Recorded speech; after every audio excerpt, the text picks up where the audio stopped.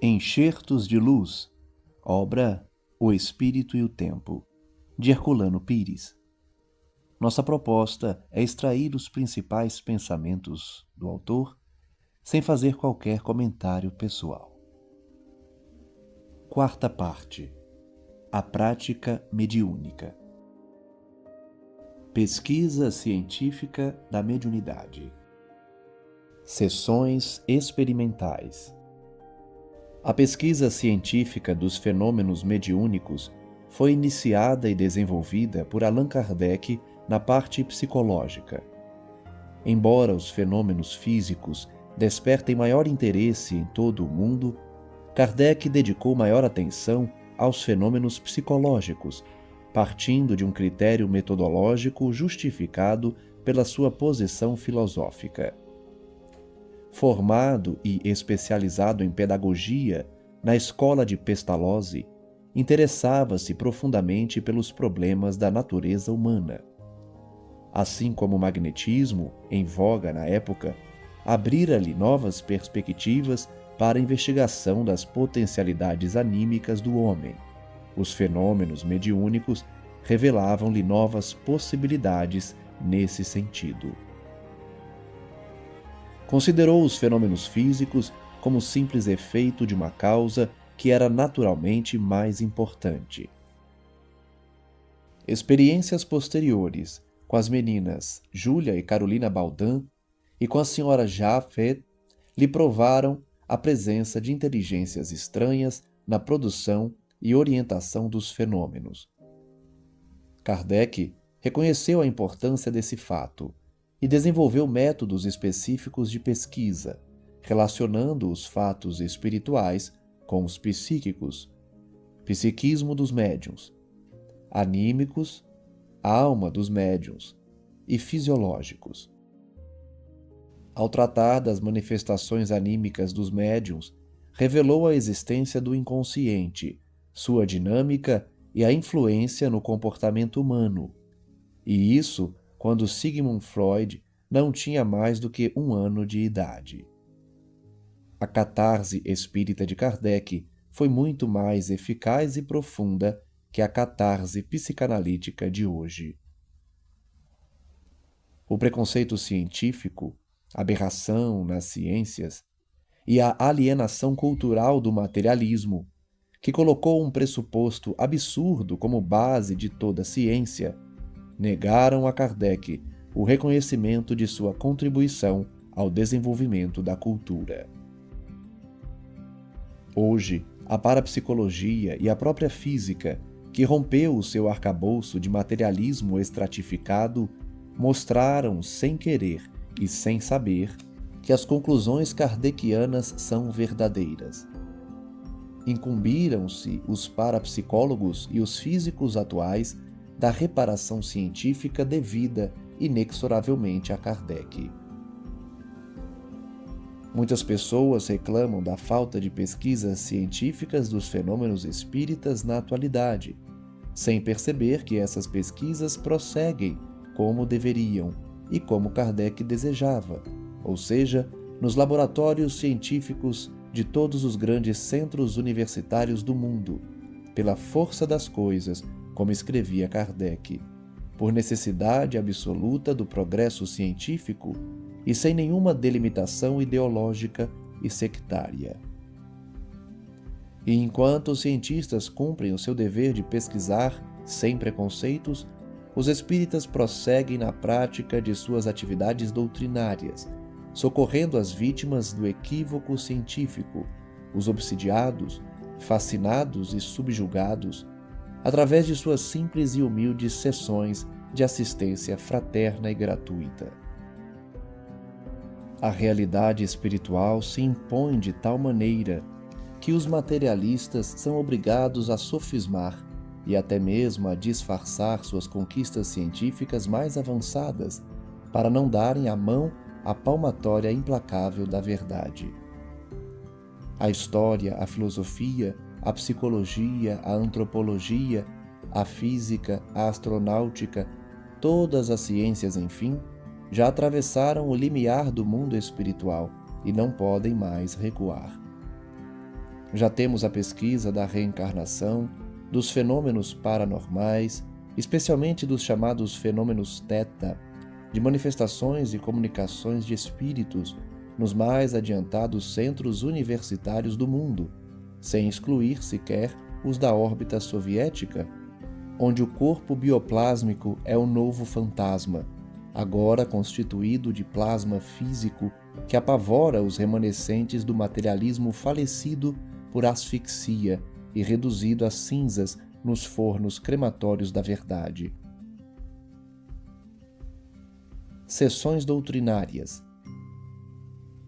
A prática espírita não dispensa a constante orientação doutrinária dos que desejam realizá-la com eficácia e proveito. As sessões de estudos e debates são obrigatórias em todas as instituições.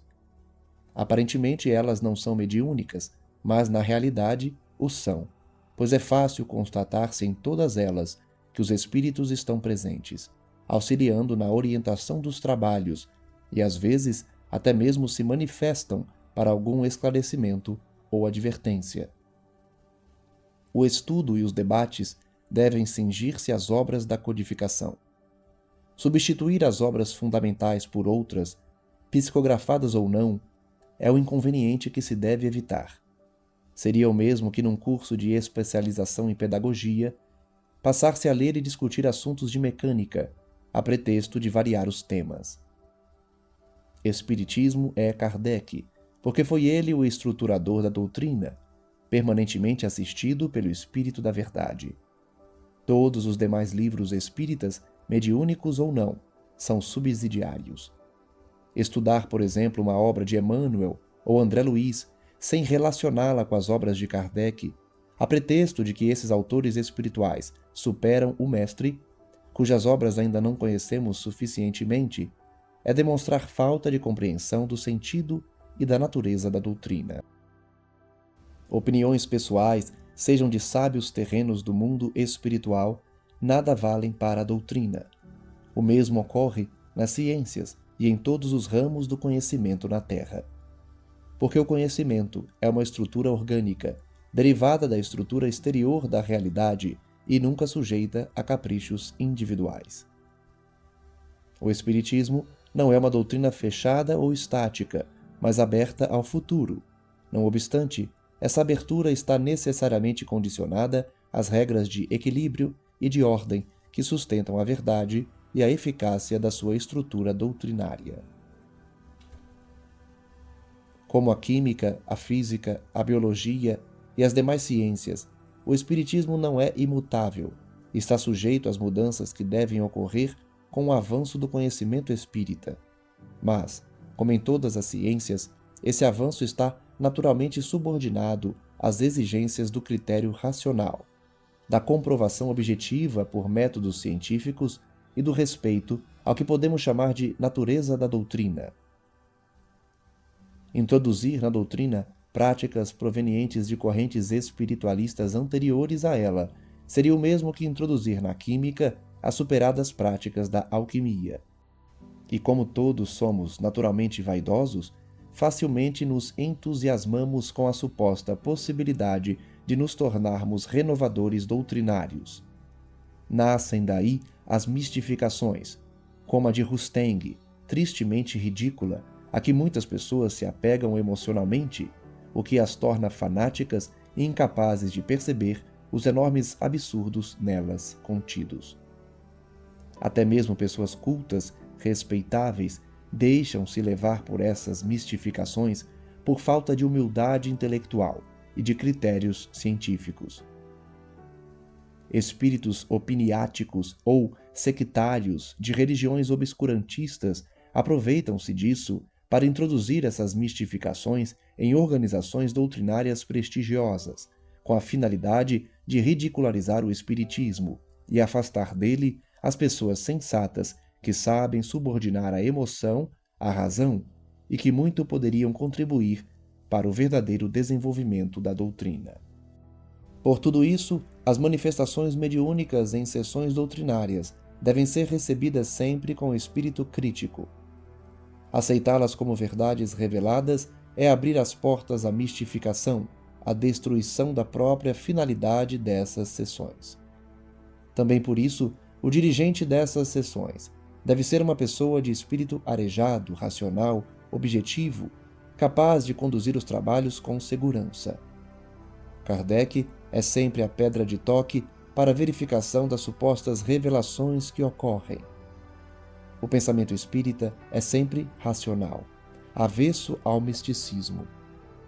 Os espíritos comunicantes, em geral, são de nível cultural mais ou menos semelhante ao das pessoas presentes.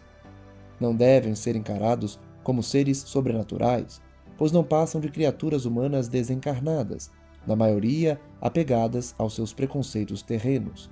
A morte não promove ninguém a sábio, nem confere aos espíritos autoridade alguma em matéria de doutrina. Por outro lado, os espíritos realmente superiores só se manifestam dentro das condições culturais do grupo, não tendo nenhum interesse em destacar-se como geniais antecipadores de descobertas científicas que cabe aos encarnados e não a eles fazer. A ideia do sobrenatural nas relações mediúnicas é a fonte principal das mistificações. É ele, o Espiritismo, a maior novidade dos novos tempos. Se tomarmos consciência disso, evitaremos os absurdos que hoje infestam o meio doutrinário e facilitaremos o desenvolvimento real da doutrina em bases racionais. Sessões mediúnicas. As sessões mediúnicas propriamente ditas são as que se destinam à relação normal dos homens com os espíritos, para fins de esclarecimento e orientação. A expressão paranormal, adotada e divulgada pela parapsicologia, não se aplica ao campo espírita. Foi criada para substituir as expressões sobrenatural e patológica das religiões e ciências do passado. No espiritismo, sabemos que as manifestações mediúnicas são ocorrências normais, que se verificam desde todos os tempos, e mais, que essas ocorrências são de vários graus, desde a simples percepção extrasensorial até as aparições, as materializações ou fenômenos de ectoplasmia, segundo a definição metapsíquica, e aos fenômenos de agêneres, bem definidos por Kardec. Como os espíritos são, segundo Kardec, uma das forças da natureza e convivem conosco, como os micróbios, os vírus, suas relações conosco são evidentemente normais. Fazem parte do complexo de fenômenos da existência humana natural. O critério do normal e do anormal não decorre de normas estabelecidas pelos homens, mas da naturalidade dos fatos no equilíbrio das leis naturais. Nos fenômenos mediúnicos, as leis naturais foram definidas por Kardec e posteriormente confirmadas pelas pesquisas científicas em todo o mundo. Desde a selva até a civilização, os fenômenos mediúnicos se verificam em todos os tempos como um processo normal de comunicação entre homens e espíritos. Como esse processo se passa entre mundos de dimensões materiais diferentes, Heine concordou em chamá-los de extrafísicos, o que na verdade não está certo, pois o plano espiritual também possui densidade física, e a própria física foi obrigada a reconhecer essa realidade em nossos dias. O ato mediúnico é, portanto, um ato de relacionamento humano. O médium é também o intermediário de si mesmo, dos estratos profundos de sua personalidade anímica. As manifestações anímicas do médium não são mistificações, mas catarses necessárias para aliviá-lo de tensões conflitivas de sua memória profunda que perturbam o seu comportamento atual. Alguns estudiosos ainda discutem se a mediunidade é uma faculdade orgânica ou espiritual. Outros, mais afoitos e menos cuidadosos, chegaram a afirmar que é faculdade do corpo. Basta a descrição de Kardec sobre o ato mediúnico para mostrar que a faculdade é espiritual. O espírito comunicante não se liga ao corpo material do médium, mas ao seu perispírito, o corpo espiritual, ou, de maneira direta, à sua mente. Mediunidade é a capacidade de o espírito desprender-se parcial ou totalmente do corpo, sem dele se desligar. Pois o desligamento só ocorre no fenômeno da morte. Tentemos classificar os tipos de sessões mediúnicas mais em voga. Letra A. Sessões de doutrinação. São as mais úteis e necessárias, controladas por espíritos caridosos que promovem a comunicação de entidades sofredoras e perturbadoras. Sua finalidade é esclarecer essas entidades e libertar as suas vítimas das perturbações que lhe causam. Não se evocam espíritos. As comunicações ficam a cargo do mundo espiritual. São consideradas como de pronto socorro espiritual. Os espíritos mais rebeldes são controlados pelos médiuns devidamente instruídos e pela assistência espiritual. Não se submetem os médiuns a cursos complicados e longos, mas a instruções práticas e objetivas, que são de grande eficiência. O outro tipo, de sessões fechadas ou autoritárias, é dirigido pelo presidente dos trabalhos, que submete as comunicações ao seu controle absoluto. Não tem o sentido dinâmico de atendimento simultâneo num pronto-socorro. Muitas entidades são doutrinadas indiretamente, assistindo à doutrinação de outras. Há a grande desvantagem de se colocar o presidente numa posição que lhe excita a vaidade e o autoritarismo. As sessões livres ou abertas atendem melhor às necessidades atuais. Nos centros e grupos espíritas populares, onde o analfabetismo está presente nos dois lados, com a manifestação de espíritos inferiores, na maioria analfabetos, a psicografia se torna quase sempre impraticável. Essa a razão pela qual a preferência pelas sessões de comunicação oral se impôs. A comunicação oral é mais valiosa, permitindo expressão mais completa do estado emocional e até mesmo patológico do espírito comunicante. A identificação do espírito se torna mais fácil com a evidência da voz, da mímica, dos modismos característicos da criatura que deixou o plano físico. E retorna com todas as modalidades, tiques e trejeitos do seu corpo carnal desaparecido, o que comprova a identidade teórica do corpo somático com o corpo espiritual. É conveniente não participarem de sessões sem terem lido obras esclarecedoras ou pelo menos recebido explicações de pessoas competentes. Mas exigir que pessoas obsidiadas ou médiuns em franco desenvolvimento tenham de frequentar cursos de vários anos para poderem assistir às sessões de que necessitam, como fazem algumas instituições, é simplesmente um absurdo que raia pela falta de caridade. Letra B. Sessões de desobsessão. O obsidiado é geralmente um médium em desenvolvimento, mas não sempre. Em muitos casos, uma vez esclarecido o espírito e o paciente se dedicando ao estudo e à prática da doutrina, liberta-se e converte o obsessor em seu amigo e colaborador. A fascinação e a subjugação exigem tratamento mais intenso e restrito a pequeno grupo de trabalho, integrado por médiuns conscientes da responsabilidade e das dificuldades do serviço, e dirigido por pessoas competentes e estudiosas. Só a insistência no trabalho desobsessivo e a vontade ativa do paciente no sentido de libertar-se podem apressar os resultados. A dificuldade maior está sempre na falta de vontade do paciente, acostumado à ligação obsessiva, numa situação ambivalente, em que, ao mesmo tempo, quer libertar-se, mas continua apegado ao obsessor, sentindo sua falta quando ele se afasta e invocando-o inconscientemente. Há obsessores que se consideram, com razão, obsidiados pela sua vítima. Ideias, hábitos, tendências alimentadas pelos obsidiados constituem elementos de atração para o obsessor. Nesses casos, o trabalho maior da desobsessão é com a própria vítima. A mente do obsidiado, nesses casos, é o pivô do processo.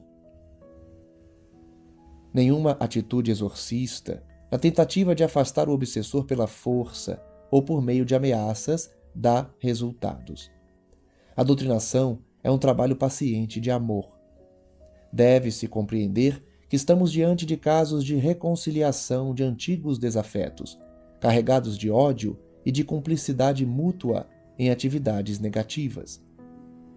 Todo e qualquer elemento material que se queira empregar, passes complicados, preces insistentes e demoradas, uso de objetos ou coisas semelhantes, tudo isso só servirá para prolongar o processo obsessivo.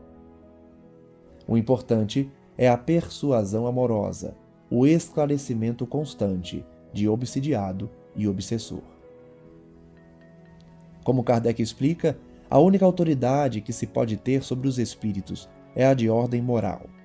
E o que vale no socorro espiritual não são medidas de última hora, mas a intenção pura de médiuns e doutrinadores, pois que o espiritismo é uma questão de fundo e não de forma.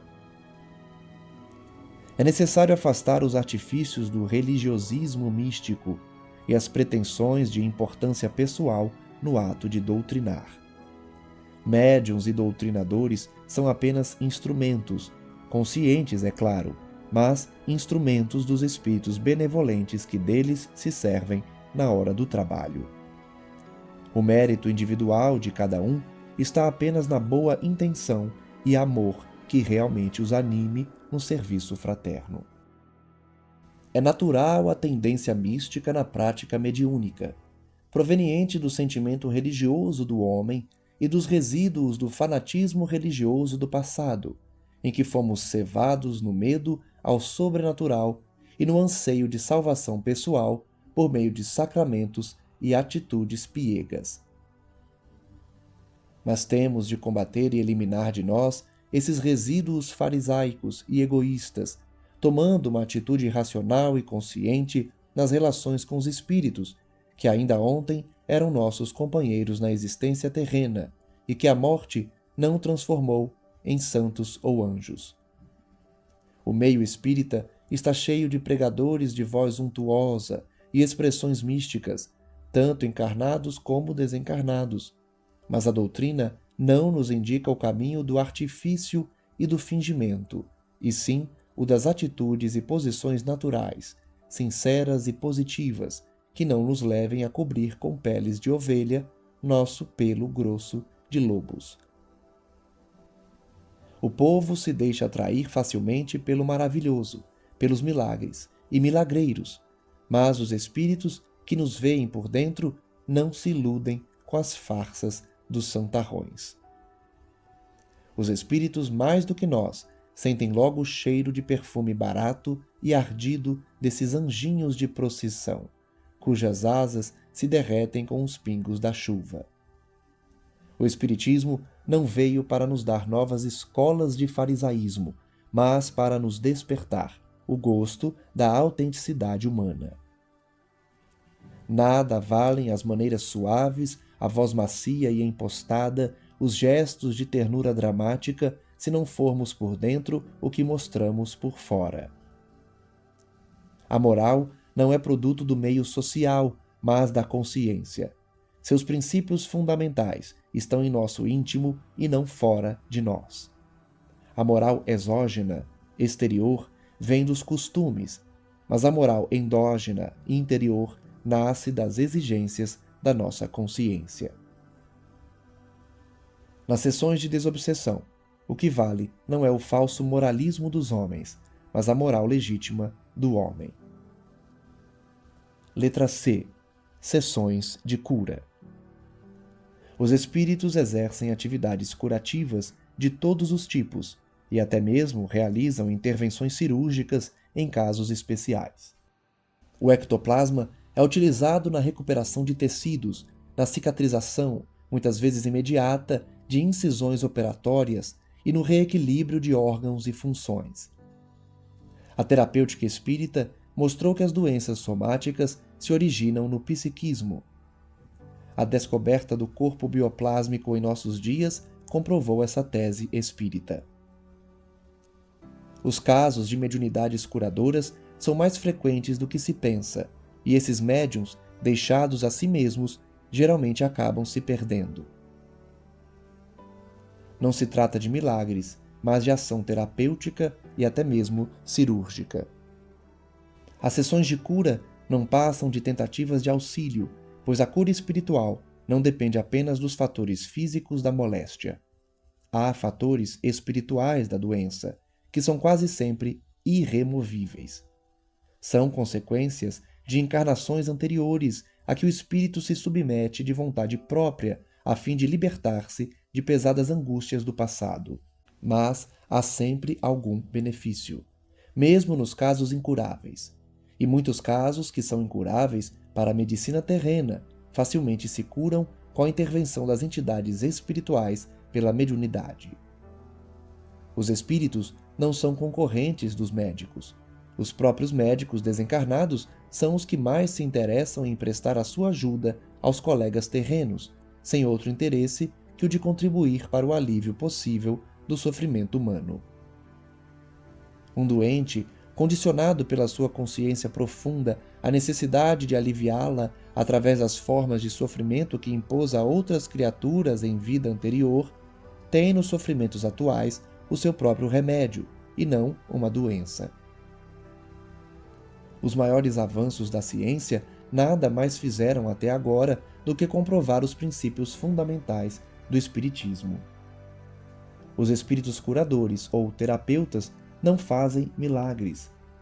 Não têm o poder de violar as leis naturais, mas conhecem melhor essas leis do que os homens e dispõem de recursos que ainda desconhecemos.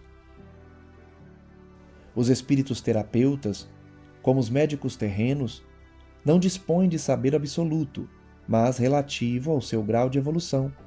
Trabalham geralmente em equipe, auxiliando-se mutuamente. O mais sábio e experiente dirige a equipe, exatamente como entre os homens.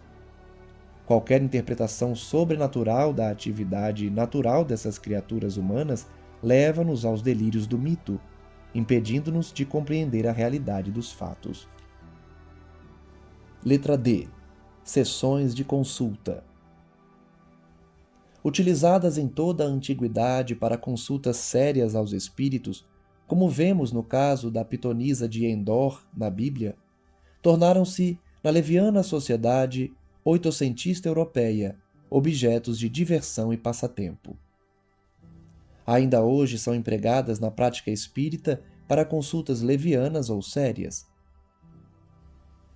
O que se condena não é a modalidade, pois todas as formas de comunicação são válidas, quando levadas a sério.